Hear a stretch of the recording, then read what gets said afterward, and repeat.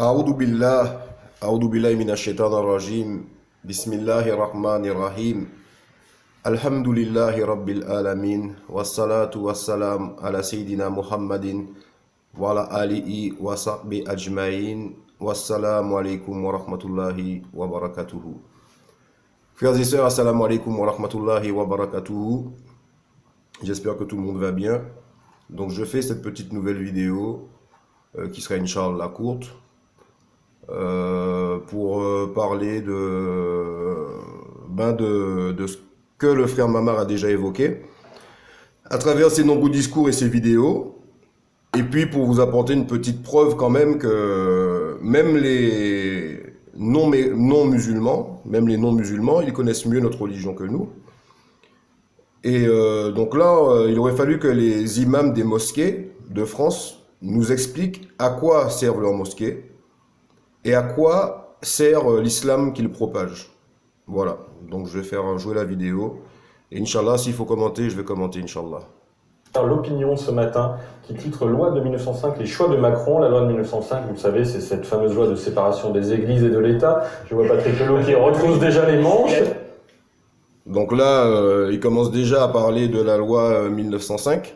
Donc ceux qui connaissent un petit peu, c'est la loi qui stipule la séparation du culte et de l'État. Donc ça veut dire que l'État n'a plus droit à la surveillance, on va dire, du culte. C'est plutôt l'inverse maintenant.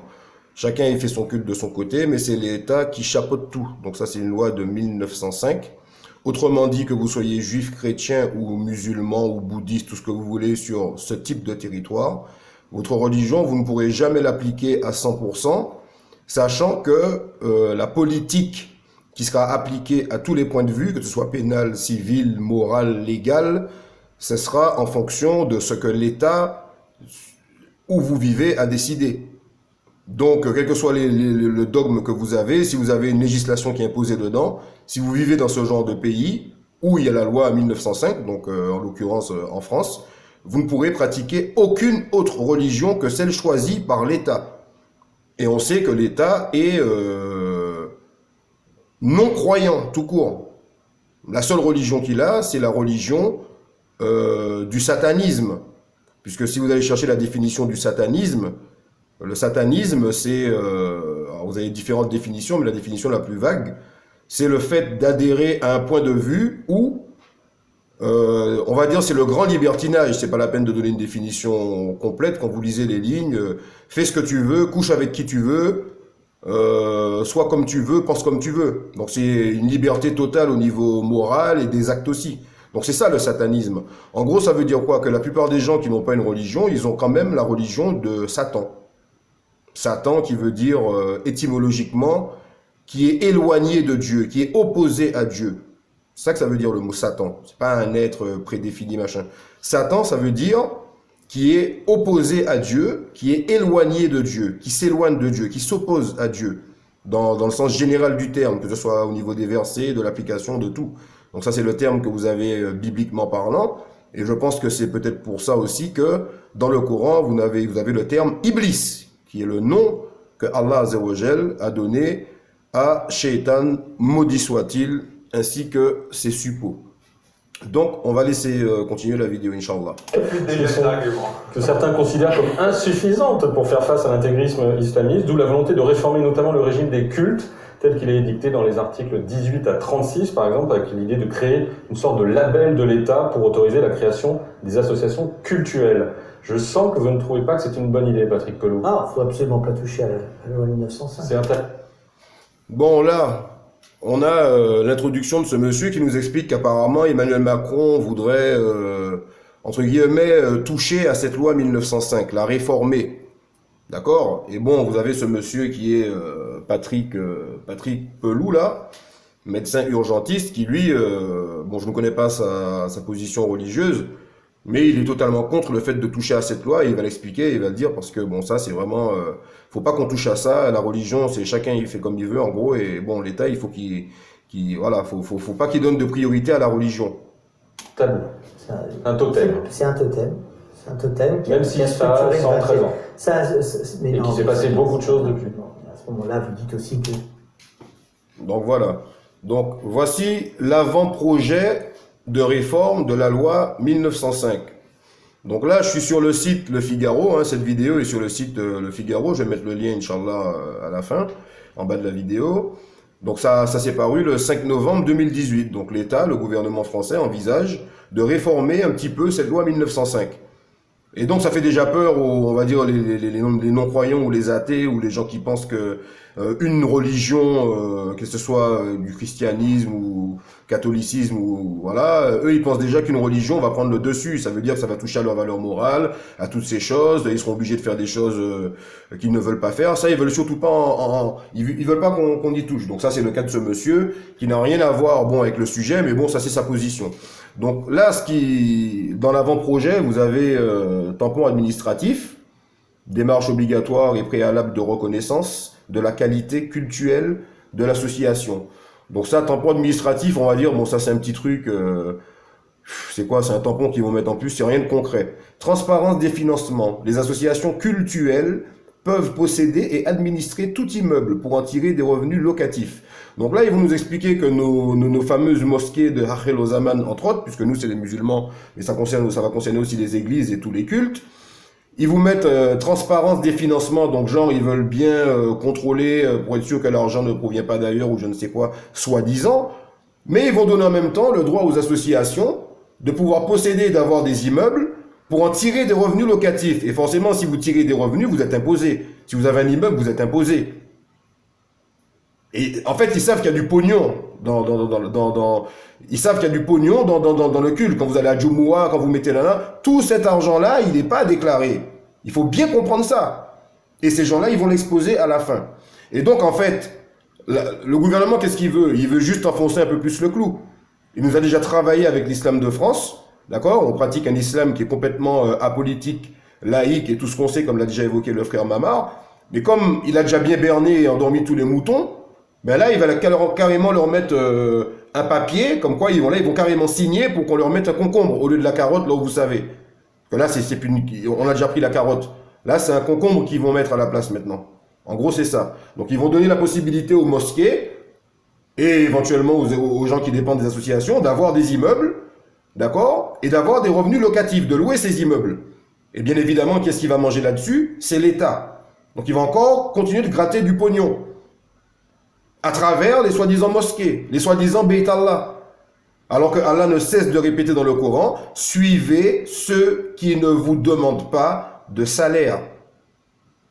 Bref, ensuite, dernier truc, police des cultes, mieux réprimer les infractions des prédicateurs. Alors là, ils ont tout dit, hein, mieux réprimer les infractions des prédicateurs. Ça veut dire former un peu plus d'imams à Château-Chinon, et puis faire en sorte que ceux qui sont là et puis qui sont pas encore formés, qui sont pas encore référents en laïcité comme Rachid El-Djé et Rachid Aboudeifa, je sais pas quoi, eh ben, ils vont faire en sorte que ces gens-là, ils puissent vraiment mieux fermer leur gueule en fait. C'est-à-dire parler bien de pipi de chameau et comment annuler le wudu et comment voyager. Voilà, c'est de ça qu'on va parler dans des lieux de culte, mais il faudra donner de l'argent, comme Hassani Hussein ne cesse de le répéter. Bref, donc en gros, l'avant-projet de réforme de la loi 1905, c'est quoi en gros? Ben, ils ont pour projet de faire passer une loi où il faudra mettre un tampon pour valider, on va dire, la qualité donc culturelle de l'association. Bon, ça sous-entendrait quoi? Il va falloir que l'association ait, par exemple, un référent à laïcité dedans pour qu'on lui donne ce tampon. C'est un exemple, ça peut être autre chose. Donc ça, c'est du pipi de chameau par rapport à... De toute façon, on est déjà dans la merde avec les mosquées qu'on a. Donc ça, c'est du pipi de chameau, mais c'est pour enfoncer un peu plus le clou. Transparence des financements, ça c'est ce qu'on vous fait croire en apparence, le super beau mot transparence des financements. Et puis dans ça, là, les associations pourront posséder et administrer tout immeuble pour en tirer des revenus locatifs. Donc ça, les musulmans qui sont complètement débiles, ils vont croire que voilà, ils vont pouvoir louer et puis faire de l'argent qui continuera d'être haram. On va de haram en haram, parce que c'est que ça qu'on fait. Et puis, bien évidemment, ben, l'État, il va pouvoir ponctionner dessus.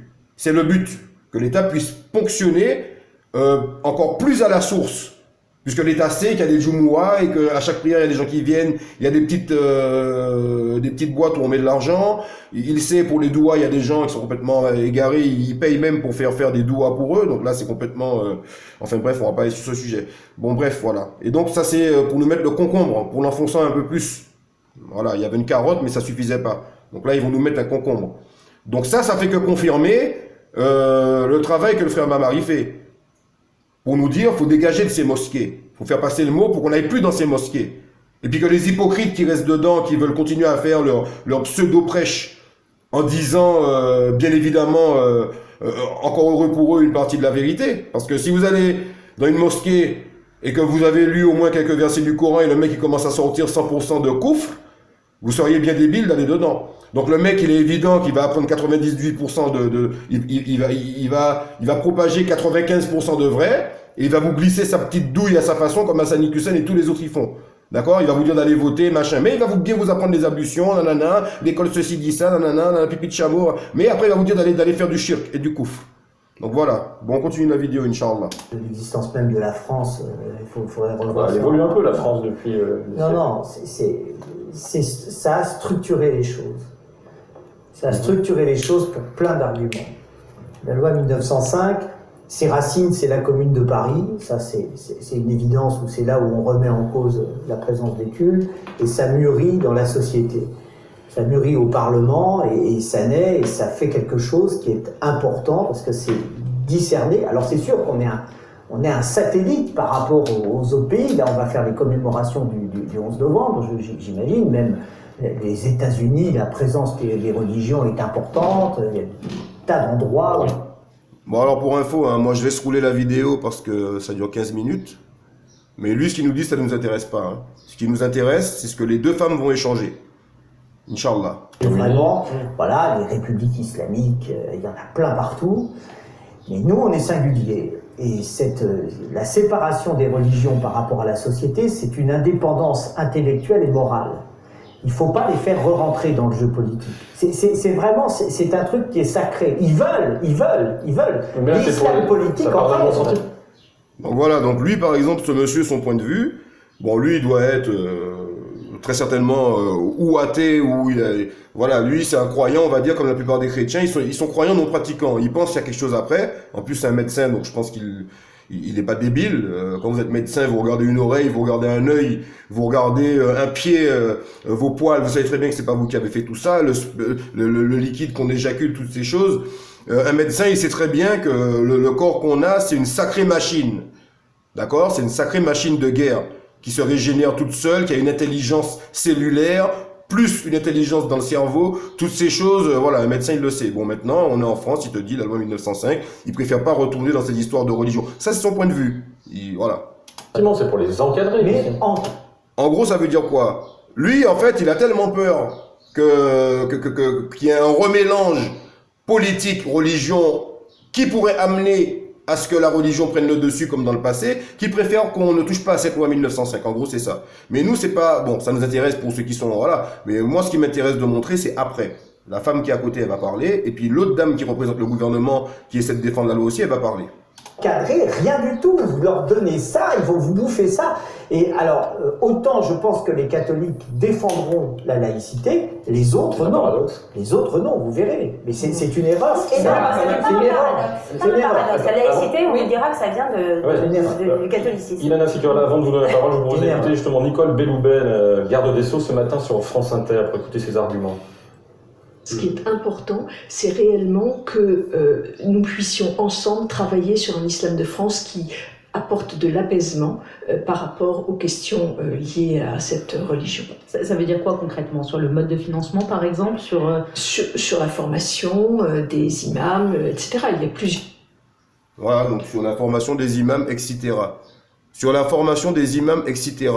Donc on est dans un État avec une loi 1905 qui ne reconnaît nullement un culte, qu'il soit monothéiste ou avec plusieurs dieux, il s'en fout. Lui, il fonctionne avec sa façon de penser. Comme Allah dit dans le Coran, l'homme voudrait plutôt vivre en libertin. Hein? C'est ce qu'Allah dit dans le Coran, l'homme voudrait plutôt vivre en libertin. Eh ben, c'est la loi 1905. D'accord? Et puis, ils ont caché ça avec la laïcité, ils appellent ça la laïcité, qui vous autorise, soi-disant, à pratiquer n'importe quel culte, puisqu'ils sont pas débiles. Ils savent très bien que il y a des milliers de cultes, mais il n'y a qu'un seul qui gêne, c'est le culte monothéiste, qu'il soit juif, chrétien ou musulman. Ça pose problème, parce que ça, si c'est mis en place, Ça les empêche de penser comme ils veulent, ça les empêche de faire l'homosexualité, la sodomie, les films porno, penser qu'à la dounia à faire de l'argent avec tout ce qu'ils peuvent. Avec tout ce qu'ils peuvent faire de l'argent. Et c'est ça qui les intéresse. Donc, ils veulent former nos imams. Donc, c'est lui qui va, il va former il va te donner un formateur en religion. Un mini dégel, quoi. Comme le frère Mamar, il a déjà exposé. Aux questions liées à cette religion. Ça veut dire quoi concrètement? Sur le mode de financement, par exemple? Sur la formation des imams, etc. Il y a plusieurs champs qui peuvent être travaillés. Formation des imams, Yana Ficurel. Oui, alors écoutez, j'ai l'impression, si vous voulez, j'aimerais bien qu'on sorte, vous savez, Martin Buber, puisqu'on aime bien les auteurs dans votre émission, grand philosophe, disait qu'un vrai dialogue, c'est quand on sort tous un petit peu transformés par rapport à quand on était arrivés. Alors, transformez-nous. Transformons-nous les uns les autres. Non, j'ai l'impression que, grosso modo, on est absolument d'accord. Moi, je suis une fervente adepte de la laïcité à la française, mais je crois que notre président aussi, c'est la bonne nouvelle que j'amène. Il n'est pas question de revenir sur les principes qui fondent la loi de 1905, à savoir la séparation des églises et de l'État. Personne n'y songe. D'ailleurs, Nicole Belloubet l'a rappelé ce matin. Donc voilà, elle est très proche du bureau de l'exécutif. Elle vous dit, nous, dans ce projet de réforme de loi qu'on a par rapport à la loi 1905, il n'est pas question de toucher au fondement. Donc c'est ce que je vous expliquais. Ils nous ont déjà mis la carotte en 1905. Donc là, c'est un concombre qu'ils vont mettre. Ou alors, si vous préférez, un ballon de rugby. Puisque là, ils vont carrément prélever à la source. Ils vont prélever en dessous de la source. Et c'est ce qui va être expliqué après. Mais par contre, les autres qui sont autour, ils ont tellement peur qu'il y ait non pas un judaïsme qui se mette en place en mélangeant la politique et la religion, non pas un christianisme qui se mette en place, puisqu'ils ont parlé du catholicisme qui lui-même accepte la laïcité, mais ils ont peur d'un islam soi-disant radical, ce mot qui n'existe pas, le radicalisme, puisque l'islam, il n'y a qu'une façon d'être musulman. Vous n'êtes pas musulman à moitié, et puis une partie du livre, et on rejette l'autre, c'est pas ça. Un musulman, il prend le Coran, il prend la Sunna. Il prend les peines que Allah il a mis, il les applique. Il prend pas la peine du non-croyant, ou de ce que vous voulez, l'adorateur de feu, l'adorateur de la neige, l'adorateur de la nature. Il prend pas les peines de ces gens-là. Il prend que les peines du Coran. Et ces gens-là trouvent que c'est radical. Donc ils appellent ça radical, alors que c'est pas vrai. Parce qu'à ce moment-là, le juif, il est pire que nous. Parce qu'allez lire les textes de la Torah, allez lire les armées que Dieu il a rasées, et les messagers qu'il a envoyés avant de raser cette armée-là. Donc comme j'ai déjà dit dans l'autre vidéo, le djihad, il a toujours existé. Et il me semble qu'un djihad est légitime, c'est-à-dire un effort, qu'il soit de guerre ou qu'il soit au niveau de l'étude, au niveau à tous les niveaux. Quand il s'agit de trucs qui touchent à la vie des gens et à la morale des enfants, choses comme ça, le djihad, il est nécessaire, je suis désolé. Vous avez quelqu'un qui viole des millions d'enfants, vous n'allez pas le laisser courir, et puis tout va bien. C'est normal. Encore pire si ça vient de l'État. Bref. Mais pour moi, c'est une évidence, et pour le président de la République aussi. Donc de quoi s'agit-il? D'abord, on parle d'une fuite, donc on reviendra peut-être en parler quand ce sera absolument sûr, puisqu'on parle d'éventuels amendements. Il y a eu 13 ou 14 amendements depuis le début de l'adoption de la loi de 1905. En tout cas, c'est pas officiel, comme vous savez, donc pour l'instant, on en est... donc je serai plus à l'aise de vous parler quand ce sera officiel, parce que c'est un travail en cours. Donc on pourrait parler plus sérieusement exactement des amendements, des ajustements qui sont envisagés. Je répète qu'il est hors de question, et au plus haut niveau de l'État, de remettre en cause ce qui fait le fondement de notre société française, à savoir la séparation de l'Église et de l'État, et le fait des Églises et de l'État, et du fait qu'il n'y aura jamais de financement public d'un quelconque culte. Donc, voilà, donc là, elle confirme. Donc je remets l'image qu'il y avait au début, voilà, elle confirme. Il n'y a pas de changement dans la loi 1905. Sauf que ils vont juste un peu plus mettre leur nez dans les sous-caisses, on va dire, pour pouvoir mieux prendre de l'argent, plus prendre de l'argent, et en même temps mieux contrôler. Bon, ce qu'ils font déjà, quoi. Donc c'est ce que je disais au début. Donc en fait, elle est en train de leur dire, n'ayez aucune crainte, en fait. Mais les gens en face, ils ont tellement peur, parce que le médecin, par exemple, qui a parlé, lui, il a peur juste parce que il sait qu'il y a un risque que la religion reprenne le dessus. Mais l'autre femme qui va prendre la parole après, vous allez voir ce qu'elle va dire. Il n'y aura jamais de financement public d'un quelconque culte. Donc ça, ce n'est pas ça qui est en jeu. Maintenant, on a tous constaté depuis un certain temps, de prendre un tout petit peu de recul, qu'il y a un certain nombre de problèmes qui se sont posés et qui n'étaient pas posés par la loi, d'abord parce que l'islam n'existait pas, et ensuite parmi ces problèmes, il y en a un sur lequel il était extrêmement minoritaire en France, et donc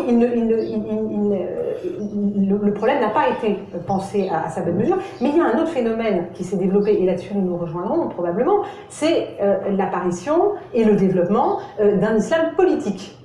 Et cette loi et ce dispositif, beaucoup de gens le condamnent. Et politique. Donc voilà, elle parle d'un développement de l'islam politique, puisque bien évidemment, bon, c'est pas une musulmane, donc elle ne sait pas que voilà, l'islam c'est politique, mais il y a d'autres personnes qui le savent, et donc elle s'est fait rétorquer tout de suite par un des gars, et puis elle va se faire enchaîner par une autre là. Et cette loi et ce dispositif, beaucoup de gens le condamnent. Et politique par nature. Non, l'islam n'est pas politique par nature, ça se demande. Mais bien. Même le journaliste, il te le dit, l'islam il est politique. Même le journaliste, bon, il n'est pas musulman, il a peut-être étudié un peu machin. L'islam, il est politique, frère. T'as pas besoin d'avoir un diplôme à Al-Azhar. Voilà. Et on lui dit, l'islam est politique. Donc elle essaie de défendre que non. La dame de l'exécutif, ce qui est normal, puisqu'elle sait déjà que l'islam qui est pratiqué en France, on a déjà travaillé cet islam-là. On l'a déjà travaillé. Même s'ils n'ont pas réussi à faire tout ce qu'ils voulaient faire, on a déjà rendu les musulmans laïcs. Et ils vont le dire après. Alors je reviens en arrière un peu. Voilà. Et cette loi et ce dispositif, beaucoup de gens le condamnent. Et politique par nature. Non, l'islam n'est pas politique par nature, ça se demande. Mais bien l'islam politique est en train de se développer dans notre pays, qui est identifié comme un danger. Et il se trouve que les amendements envisagés vont plutôt dans le sens de la transparence financière. Et la transparence financière, effectivement, et d'autre part sur un plus grand contrôle. Donc en réalité, j'ai l'impression un peu d'un dialogue de sourds, si vous permettez, qui s'engage parce que il ne s'agit pas tout d'un coup d'ouvrir toutes les vannes en se disant voilà, on remet en cause un tout petit peu de la loi et donc forcément c'est pour en abattre les fondements.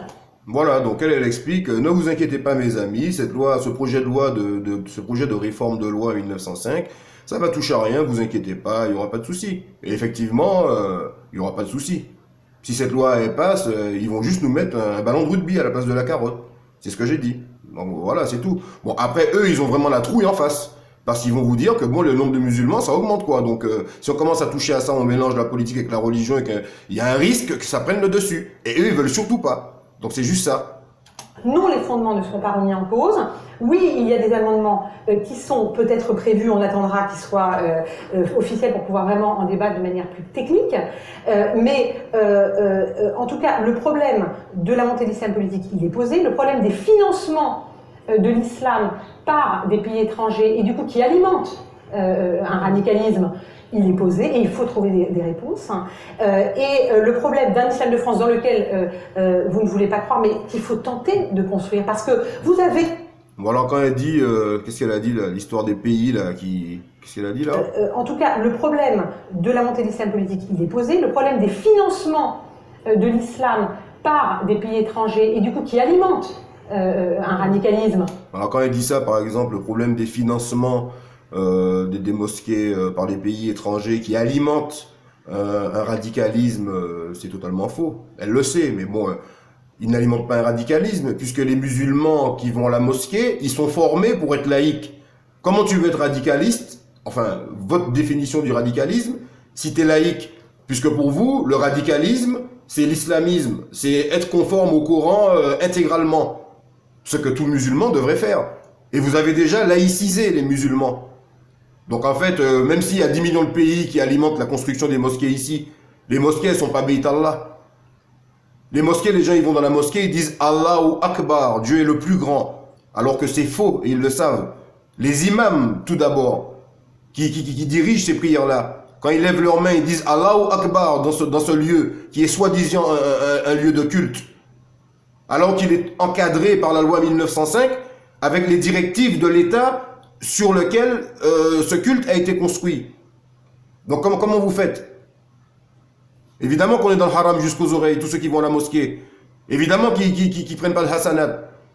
Puisqu'ils continuent d'alimenter ce système en donnant leur argent, leur effort, leur contribution. à ce que cet islam continue de perdurer, cet islam de France, qui n'est pas l'islam du prophète, alayhi salam? Il est posé et il faut trouver des réponses.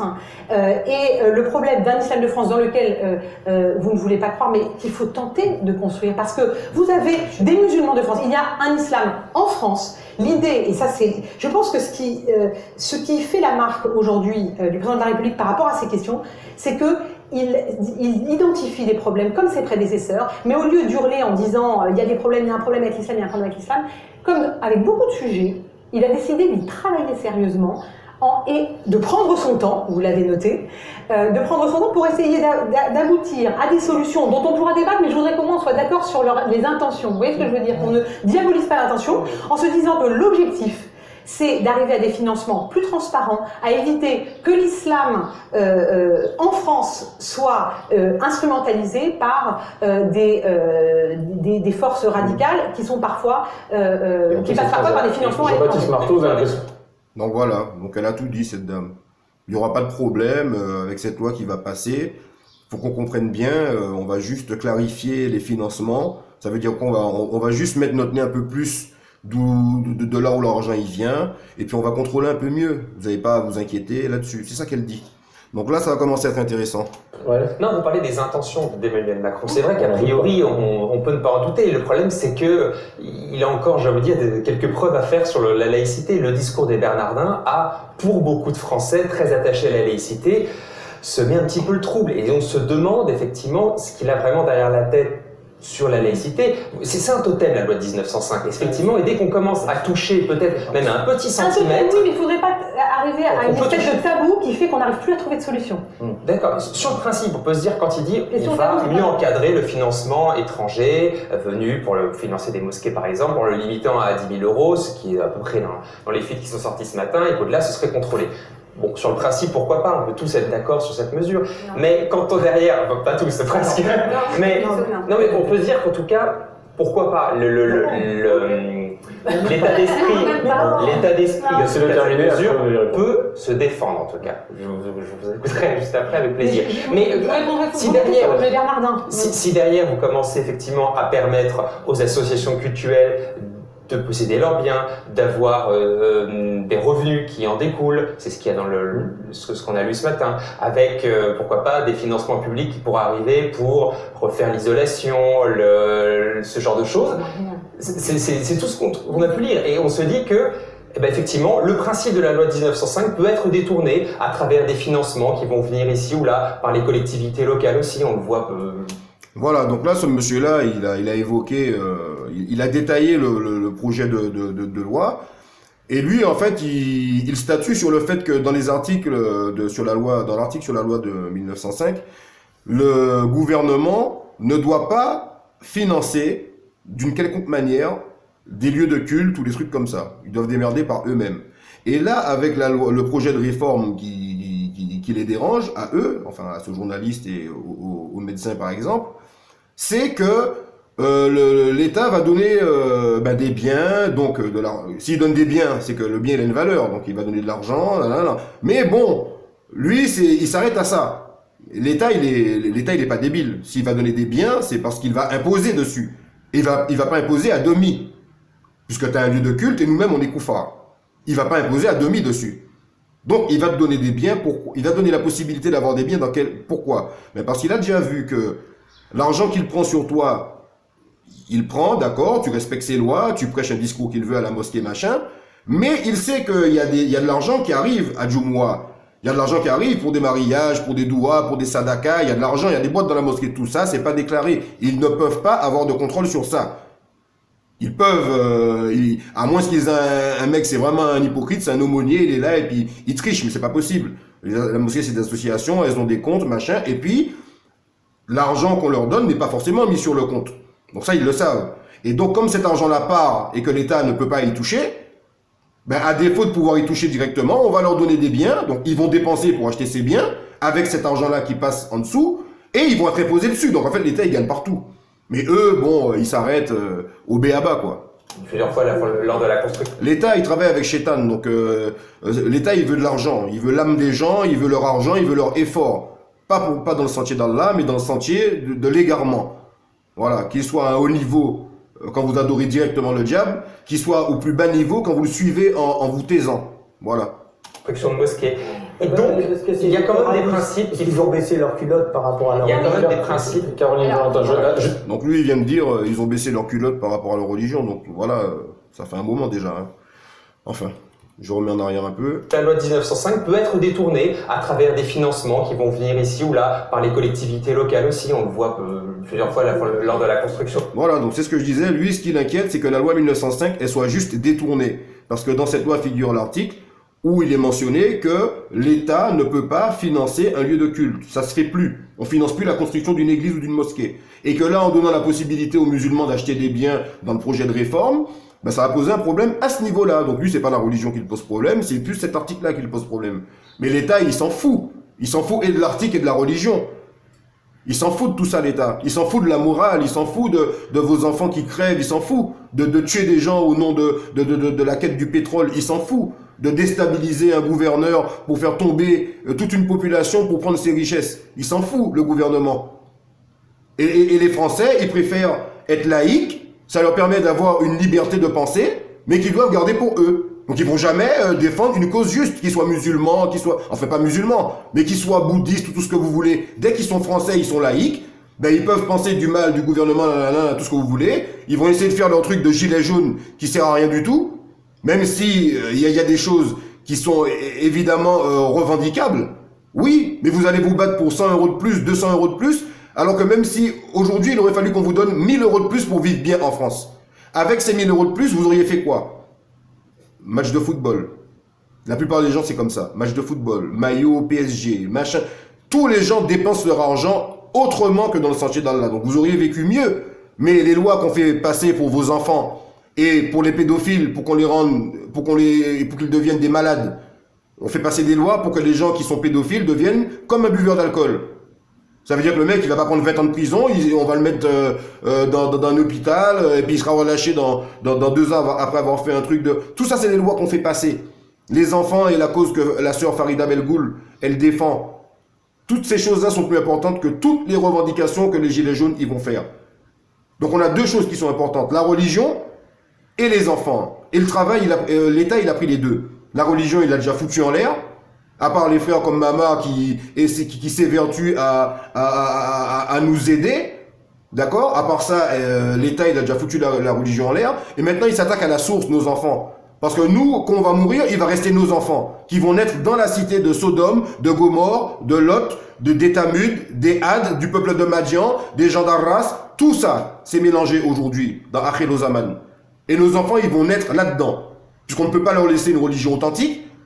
On ne peut pas la leur apprendre. Ils vont à la mosquée, on leur apprend pas. À l'école, on les abrutit. Je vais faire une autre vidéo pour montrer le reportage de la sœur Farida Belgoul, qui est hyper importante. C'est choquant. Je vais la mettre juste après, Inch'Allah. Donc, on continue. Sur une mosquée. Et donc, il y a quand même des principes qu'ils ont baissé leurs culottes par rapport à leur religion. Il y a quand même des principes. Ils ont baissé leurs culottes par rapport à leur religion. Il le sait, hein. Et donc, il y a quand même des principes qu'ils ont baissé leurs culottes par rapport à leur religion. Il y a quand même des principes. Caroline Valentin, juste avant, chez nos internautes, Emmanuel Macron a-t-il raison de vouloir réformer la loi de 1905 sur la séparation des Églises et de l'État? Non, à 68%. Donc 2 tiers de nos internautes sont aussi hostiles. On pourrait qu'ils s'entendent sur de quoi s'agit-il, c'est pas réformer. Réformer la loi, il y a pas... Oui, mais là, je crois que l'argument, c'est un peu ou pas du tout. On peut pas dire qu'Emmanuel Macron prend son temps pour réfléchir, alors que grosso modo, il nous ressort la même chose qu'il y avait dans le rapport El Karoui de septembre 2016. Et tout le monde sait parfaitement, tous les gens qui suivent la vie politique, je pense que vous en êtes, savent parfaitement que depuis toujours, il avait en tête de mettre en place cet islam de France. Et une des raisons pour lesquelles le discours des Bernardins a été si critiqué, c'est pas sur le fond, parce que c'était assez immotivant, c'était moins en fait sur le fond que sur le fait... Le discours des Bernardins, c'était devant la conférence des évêques de France. Exactement, c'était... Bon, je pense quand même que les musulmans qui regardent cette vidéo et bon, qui vont à la mosquée vont quand même bien se rendre compte qu'ils parlent d'islam de France, mes frères. Ils parlent d'islam de France. Votre mosquée, c'est une mosquée de l'islam de France. Le prophète Mohammed sallallahu alayhi wa sallam, vous n'avez qu'à vous poser cette question. Est-ce que le prophète Mohammed sallallahu alayhi wa sallam, il serait venu prier dans cette mosquée, là où vous habitez? À Clichy, à Dreux, là où vous voulez. Mais jamais il serait venu prier dans cette mosquée. Une mosquée sur cette terre, Ou quand vous sortez, vous avez deux homos qui passent, une mosquée, ou dans la loi 1905, c'est marqué que votre mosquée, c'est même pas une mosquée. L'État vous demande de l'appeler association cultuelle. Et vous stipule dans cet article que votre, entre guillemets, mosquée, c'est un lieu public. Vous savez, ça veut dire quoi, public? Ça veut dire que le mec, le junkie là, s'il veut rentrer là-dedans, il rentre là-dedans pendant ton Jumu'ah. Toi, tu vas dire aux gens, ouais, ne peupleront les mosquées de Dieu que ceux qui croient dans l'État te dit, dans la loi 1905, qu'elle est publique, ton association. Ça veut dire que ça appartient à tout le monde, frère. C'est pas Beit Allah. Rien que là, au sens du terme. Sans compter qu'à côté, dans ce même article, il t'impose de légiférer autour de ça. Et donc de ne pas tenir des discours politiques. Puisqu'il est évident que si tu tiens des discours politiques dans cette mosquée, les gens vont essayer d'instaurer la politique de ta religion. Or, tu es dans un territoire où la religion, on ne l'accepte pas. C'est ça la laïcité. On n'accepte aucun culte, a dit cette loi-là. Le territoire français ne valide l'autorité d'aucun culte religieux, quel qu'il soit. Encore moins monothéiste. Donc voilà. C'était moins sur le fait que, sur le fond, que c'était vu comme une façon de préparer l'opinion à la mise en place d'un islam de France. Alors, voilà, donc ils voulaient préparer l'opinion à la mise en place d'un islam de France. Donc ça, ils ont déjà réussi un petit peu. Mais en fait, ils n'arrivent pas à faire l'islam qu'ils voudraient vraiment. Parce qu'ils n'arrivent pas à enlever toute la foi du musulman. Il y a des choses que les musulmans, même s'ils vont à la mosquée, ils vont pas faire. Vous voyez? Ils vont pas boire d'alcool. Ils vont pas. Et donc, il faut qu'ils arrivent à. Voilà. Alors, il faut réfléchir à Emmanuel Macron, mais vous savez quoi? Ce qui serait sympa, c'est quand même qu'il écoute les gens qui connaissent leur sujet, parce que manifestement, je ne sais pas qui est autour de lui, mais j'ai l'impression qu'il est entouré de nuls insupportables. Non, mais on est dans un malentendu sur un point, et là, il nous faudrait beaucoup plus de temps. Mais il n'est absolument pas question, là encore, il faut s'entendre sur les mots, d'avoir l'État qui, tout d'un coup, devient puissance de décision de l'islam de France. Il s'agit de... Voilà, donc elle explique encore une fois, vous inquiétez pas, c'est pas la loi qui va machin, l'État ne va pas être tout à la tête de l'islam de France. Mais l'État, il est déjà à la tête de l'islam de France. Vous voyez, mais les gens qui sont en face, ils ont peur. Ils ont peur que, je sais pas, un pseudo-musulman pourrait être dirigeant. Si l'État, il commence à se mélanger. Même si c'est un sioniste, pas un sioniste, mais oui, un musulman sioniste, puisqu'il y a des musulmans qui sont francs-maçons. Des déos musulmans qui sont francs-maçons. Et donc, qui sortent de la religion de l'islam. Ils apostasient quand vous êtes franc-maçon. Donc voilà. Mais elle confirme que non, il n'y a pas de souci, cette loi-là, il n'y aura pas de problème. Évidemment, ils ont déjà tout verrouillé. Ils vont pas mettre à la tête du pays un musulman qui applique le Coran et la Sunna. Ils sont pas débiles. Ils vont pas mettre comme président, je sais pas, ils vont pas mettre Mati.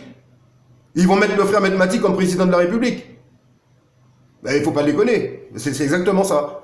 Donc eux, ils s'inquiètent tellement ils ont peur qu'on touche à leur liberté de conscience et leur fameuse laïcité. Ils sont attachés à ça. Cette laïcité, cette démocratie qui les amène dans le mur tous les jours, comme on voit, avec les gilets jaunes. Ils acceptent la démocratie et après, ils peuvent pas supporter les conséquences de la démocratie. Et ils vont revendiquer pour des choses qui ne sont même pas prioritaires. Puisque eux, ils voient que la dunya, les biens matériels, mais l'ordre moral, ils ne le voient pas. On va te donner 1 million d'euros en plus, ça va changer quoi? On viole quand même des enfants. D'accord? Ça va changer quoi? Tu vas permettre aux violeurs de mieux violer, tu vas permettre aux... Je sais pas moi. Mais au niveau de la morale, ça va changer quoi? L'homosexuel, il pourra faire son truc mieux, je sais pas moi. Il y a quand même, il faut que les Français, ils réfléchissent sur toutes ces choses. Le islam de France, c'est un problème. C'est ça, le modèle, c'est ce qui peut se passer pour les Juifs de France, par exemple. À travers, par exemple, une taxe halal qui pourrait permettre une autonomie. 70 000, au début du 19e, il y avait 70 000 Juifs en France. Donc là, elle lui dit un exemple, par exemple, dans ce projet de loi, on pourrait mettre une taxe halal qui permettrait elle voulait finir mais elle l'a coupé, en fait qui permettrait aux mosquées de se financer elles-mêmes. Mais alors que cette taxe halal, évidemment que ça va aller dans la poche de l'État, et l'autre en face, elle va lui confirmer que déjà la viande la viande halal qu'on bouffe, les frères ils gagnent rien et que elle va l'expliquer. En France, aujourd'hui vous avez 5 millions de musulmans. Premièrement. Deuxièmement, vous dites que l'islam n'est pas politique, mais une fois de plus... Donc là, elle vous explique, je recule un petit peu, elle va vous dire qu'il y a telle année, il y avait 70 000 juifs, et maintenant, il y a 5 millions de musulmans. Donc ça, c'est ça qui les inquiète. Là, il y a beaucoup de musulmans. Là, c'est pas les juifs, c'est pas les chrétiens. Là, on a 5 millions de musulmans. Je sais pas combien elle a dit, là. Ouais, hier, j'ai regardé, il y a 4 700 000 musulmans en France. Selon les chiffres. Moi, je pense qu'il y a presque le double. Mais bon, selon les chiffres, il y a ça. Et donc, elle te dit, vous vous rendez compte, si on commence à mélanger la politique avec la religion et qu'il y a des risques qu'il y ait un musulman qui prenne le pouvoir. Voilà, en gros, c'est ça. Mais bon, ils sont pas inquiets, ces gens-là, là. Ils sont pas inquiets, eux.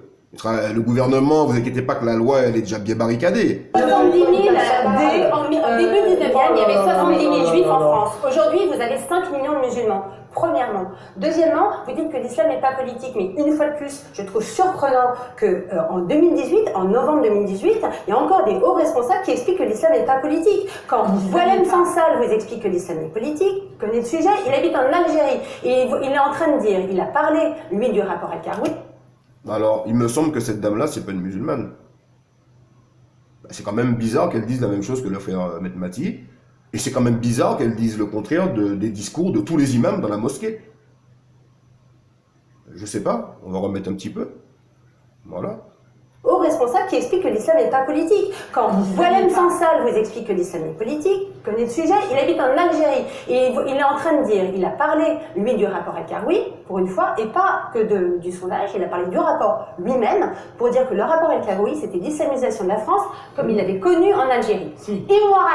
Ibn Warraq, il a écrit un livre, Pourquoi je ne suis pas musulman. Il connaît parfaitement l'islam, et vous dira que l'islam est politique. Zineb El Razoui, elle a donné des cours en Égypte, elle connaît parfaitement l'islam, elle est née au Maroc, elle vous dira que l'islam est politique. Et vous nous expliquez que l'islam n'est pas politique? Bon, ben voilà, je crois qu'elle a fait un résumé de tout quand même. Hein.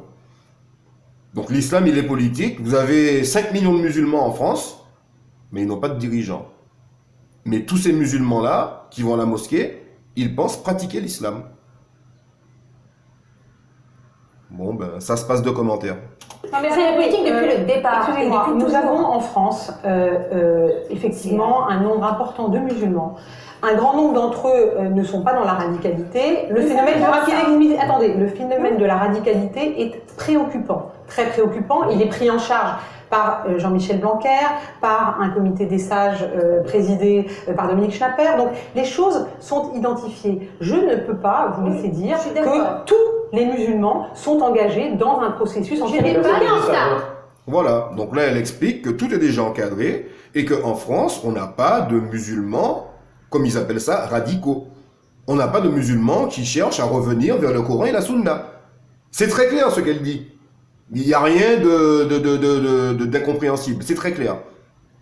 Non. Nous avons des musulmans, mais essentiellement politique. L'islam politique, c'est un syntagme qui veut identifier un islam radical qui n'est pas républicain. Pas du tout.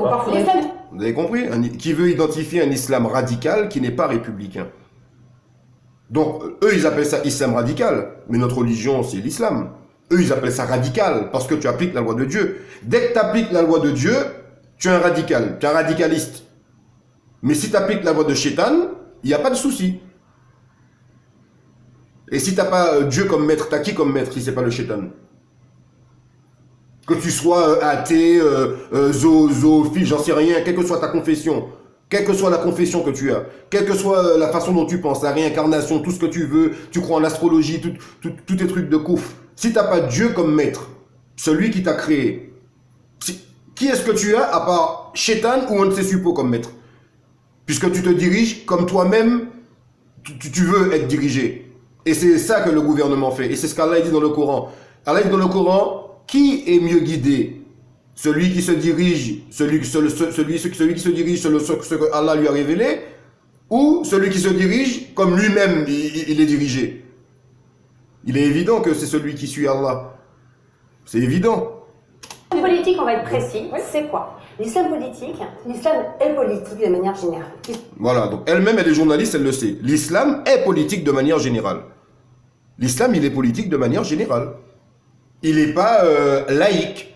Donc, monsieur Rachid Abou Deifa, référent laïcité, qui fait sortir, qui fait prendre des péchés à tous les frères qui le suivent, malheureusement, ben comment est-ce qu'il explique ça?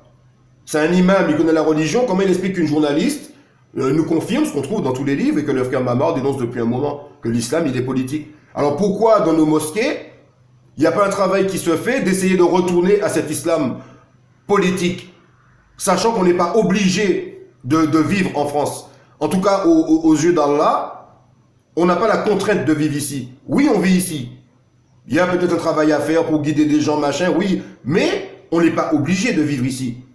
Donc, à défaut de faire une hijra, puisqu'aujourd'hui on ne peut pas le faire, c'est difficile, il faudrait déjà qu'on soit unis pour pouvoir en parler. À défaut de faire une hijra, pourquoi est-ce que vous n'essayez pas de fermer ces mosquées et de rassembler les musulmans dans un lieu public, par exemple, pour qu'on puisse envisager un retour à cette chose-là. Au lieu de nous parler de votre pipi de chameau toute la journée qui ne nous sert à rien du tout, et de comment faire le wudu, et comment annuler le wudu, et comment se rapprocher d'Allah, les versets qui sauvent, qui ramènent au paradis directement. Ça c'est du mytho, vous mitonnez pour les gens, et vous leur faire perdre vous les faire perdre du temps. Puisque ces gens-là, ils vous suivent.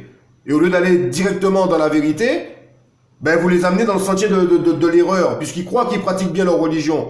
Ils croient que quand ils ont fait leur prière à la mosquée, hamdoulillah, vive la France. Alors qu'on est dans le haram jusqu'aux oreilles. Politique, on va être précis, c'est quoi? L'islam politique, l'islam est politique de manière générale. Il se trouve qu'en France, pendant très longtemps, on a eu un modèle d'intégration qui a transformé des musulmans en musulmans républicains. Je crois que ça se passe de commentaires. Si ça, c'est parce que le frère Mamar, il dit depuis un bail, c'est peut-être moi qui ai des problèmes. Ça, c'est novembre 2018. C'est il n'y a même pas un an. Vous avez entendu ce qu'elle a dit, la dame? On a réussi à faire quoi avec les musulmans? L'islam est politique de manière générale. Il se trouve qu'en France, pendant très longtemps, on a eu un modèle d'intégration qui a transformé des musulmans en musulmans républicains. Donc ça fait déjà un moment que ça dure. Qui a transformé des musulmans en musulmans républicains. Et elle parle de quels musulmans? Elle parle pas de Mamar, hein. Enfin je pense en tout cas. Par contre, elle parle de tous ceux qui vont dans toutes les mosquées de France. Quelle que soit la mosquée que vous avez. Dès que c'est marqué association culturelle, association Rahma, mosquée, machin, c'est de ça qu'elle parle. Vous êtes un musulman républicain laïque. Et donc vous sortez de la religion. Parce que vous quittez le tawhid. Par ailleurs, se développe. Oui, mais grâce à notre modèle d'intégration, voyez-vous, que Emmanuel Macron est en train d'abandonner petit à petit. Oui. Voilà, c'est ça le problème. Mais c'est quoi un islam politique? Pourquoi parler d'abandon et pas finalement d'audace d'essayer de tenter l'islam de France? Il n'y a aucune audace. Aucune audace, parce qu'il y a une logique derrière tout ça. Il y a une logique. Cette logique, en effet, mais le prédécesseur Nicolas Sarkozy avait essayé déjà de faire l'islam de France. Ils leur ont ouvert des portes. Ils ont dit voilà, on va faire le musulman, conseil du culte musulman. Ça a raté. C'est un échec. Voilà, donc en fait, ils n'arrivent pas à sortir complètement les musulmans du din comme ils veulent. C'est juste ça qu'il dit. Parce que, mais elle leur dit, mais notre islam l'islam que la loi a fabriqué est déjà là. Donc, même si ça va prendre plus de temps, ben, on va enfoncer un peu plus le clou. Et ce projet de réforme qu'on met en place, ben, on leur met, à la place de la carotte qui est déjà là, on leur met un concombre en premier. Après, dans le deuxième texte, on leur met le ballon de rugby.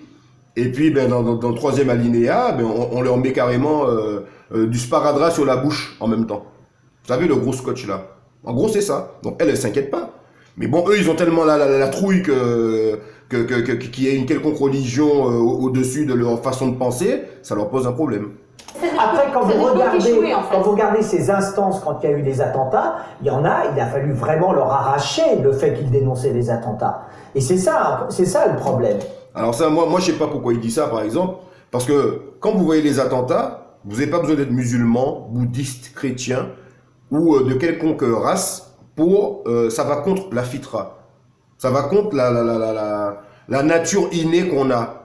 Quand on voit le sang, un être humain qui n'est pas fou, il a horreur de voir le sang. Un être humain qui n'est pas fou ne va pas se faire sauter.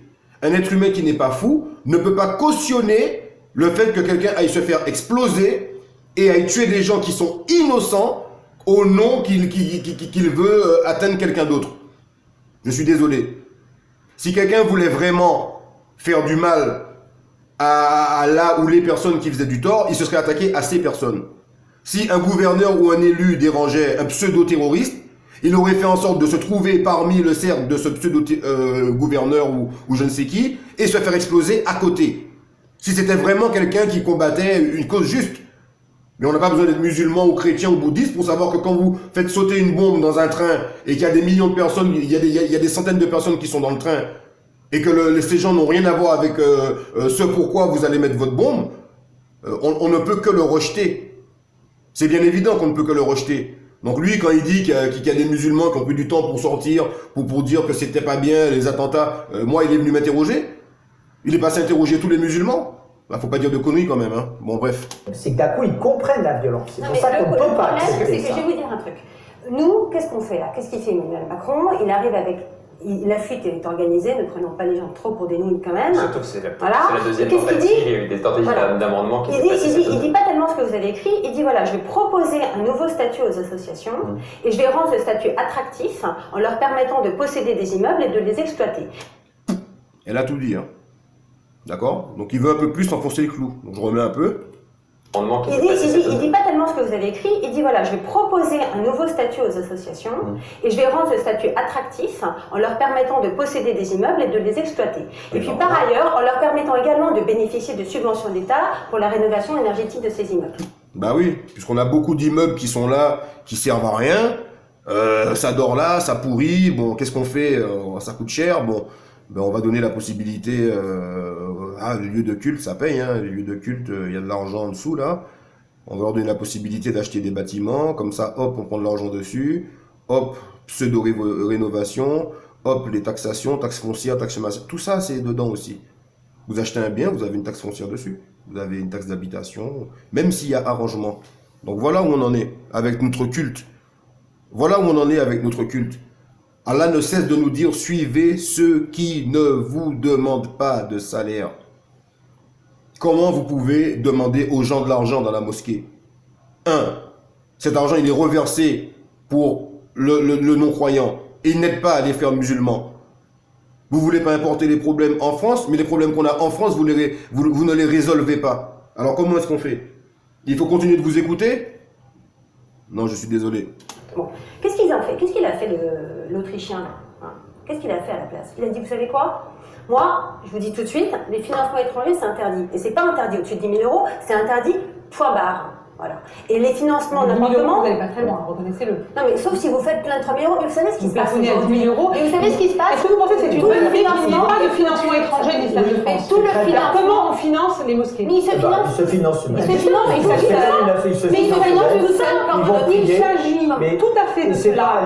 Excusez-moi, mais il s'agit d'apporter une réflexion et une aide pour que justement cette organisation, elle ne se fasse pas au détriment des musulmans les plus modérés du pays. Premièrement, l'islam politique, on ne finance pas uniquement. Je sais bien que l'argent c'est de la guerre. C'est pas l'État qui va financer. C'est pas. Au bout d'un moment, il faut parler de la guerre. Il faut parler de la guerre elle-même. Et le problème, c'est que premièrement, il y a énormément d'argent dans l'islam et même beaucoup d'argent occulte. Vous savez peut-être, ou sans doute, ou j'espère pour vous en tout cas, qu'en islamisme, donc je ne parle pas d'islam, je ne parle pas des musulmans, mais les islamistes refusent de payer de l'argent, des impôts à l'État koufar. Donc voilà, je crois que cette dame-là, elle connaît un peu plus sa religion que pas mal de musulmans quand même. Hein. Donc un islamiste, quelqu'un qui suit le Coran et la sunna. D'accord? Comme moi, comme enfin... C'est pas, au bout d'un moment, il faut parler de la guerre. Il faut parler de la guerre elle-même. Et le problème, c'est que premièrement, il y a énormément d'argent dans l'islam et même beaucoup d'argent occulte. Vous savez peut-être, ou sans doute, ou j'espère pour vous en tout cas, qu'en islamisme, donc je ne parle pas d'islam, je ne parle pas des musulmans, mais les islamistes refusent de payer de l'argent, des impôts à l'État koufar, l'État mécréant. Donc, il y a énormément d'argent qui passe en dessous, qui passe sous le radar de la fiscalité. Quand on a écrit une France soumise et voie du refus, il se trouve que j'ai eu au téléphone une contrôleuse fiscale. On n'a pas pu publier son témoignage parce qu'au dernier moment elle a reculé, mais qui nous expliquait que les sociétés de certification halal, dans sa région où elle vivait, où il y avait énormément d'arabo-musulmans et dans sa commune il y avait énormément de commerce halal, avaient 0% de chiffre d'affaires. Non, 0% de chiffre d'affaires, sauf que maintenant les lois, me disait-elle, moi je ne peux pas déclencher une investigation fiscale sans prouver à mon supérieur hiérarchique que je vais avoir 50 000 euros de bénéfices. Or, comme j'ai 0 compte, et qu'ils sont 0 sur leur compte bancaire et 0 sur leurs comptes sociaux, je ne peux pas prouver que je vais avoir 50 000 euros. Mais il y a, ensuite je m'étais renseignée auprès des gens qui connaissent bien la sécurité, il y a des millions d'euros qui circulent en sous-cap et qui resteront en sous-cap parce que je veux dire, les islamistes, jamais ils iront adopter votre truc là d'association. Donc voilà, donc je crois que ça c'est ce que le frère Mamar a déjà démontré dans pas mal de ses vidéos sur notamment le frère, comment il s'appelle, Nader Abou Anas, qui est tout le temps, constamment en train de demander de l'argent. Donc, il y a un travail que Mamar a fait à ce niveau-là, que vous retrouvez notamment sur la chaîne du frère Musulman du Monde. Vous avez cette chaîne, Musulman du Monde, où il y a un travail synthétique du frère Mamar Metmati sur les prédicateurs du système. Donc, vous avez toutes les preuves par A plus B. En fait, cette chaîne a repris toutes les vidéos. Je ne sais pas s'ils se connaissent, mais moi, je suis abonné aussi à cette chaîne, Musulman du Monde. Cette chaîne a repris les vidéos où Mamar exposait ces choses-là. Comment ça se fait qu'on demande de l'argent tout le temps, 500 000, 400 000, pour faire quoi avec cet argent? Et ces gens-là, eux-mêmes, et donc l'État est au courant de ça, qu'il y a de l'argent qui passe en dessous. Donc elle le sait, elle le dit pas, elle l'a dénoncé. Et elle le sait très bien, puisque le projet de réforme, il vise justement à, comment ils ont mis ça, clarifier les financements, transparence du financement, ils ont mis au début, parce qu'ils savent qu'il y a de l'argent qui passe en dessous, même si on leur donne pas beaucoup. Que tu le plafonnes à 10 000 ou pas, ils savent que les musulmans vont donner de l'argent à la mosquée. Et cet argent-là, ils peuvent pas prendre dessus. Vous comprenez?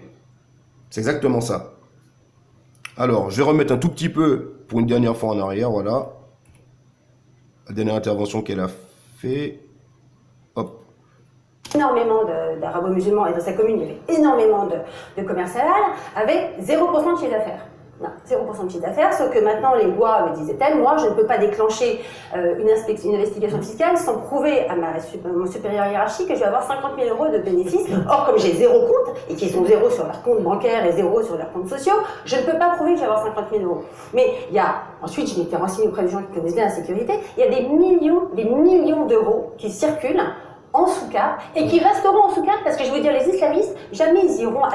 Donc ces millions d'euros-là qui circulent en sous-cap, alors que tous les frères, la plupart des frères qui vont à la mosquée, les frères, ils sont vêtus humblement, les frères, ils sortent du travail, les frères, ils s'efforcent de faire leurs 5 prières quotidiennes dans soi-disant Beit Allah, ils sont fatigués, ils donnent de leur argent pour leur famille, voilà, comme tout le monde. Et puis on a nos imams qui sont en face, qui se portent très bien, qui font des vidéos à la Mecque. Ils font plus de Hajj que le prophète. Ils font plus de Umrah que le prophète, alayhi salam. Venez voyager avec nous, venez, formation, machin, alors qu'on est dans le haram jusqu'aux oreilles. Cet argent-là n'aurait pas pu servir pour acheter une île. J'ai déjà pensé à ça. Cet argent-là n'aurait pas pu servir pour acheter une île pour qu'on puisse faire la hijra. La terre d'Allah n'était pas, est-ce qu'elle n'est pas assez vaste pour nous permettre d'émigrer? On a des musulmans qui sont ingénieurs en France, des plombiers, des architectes.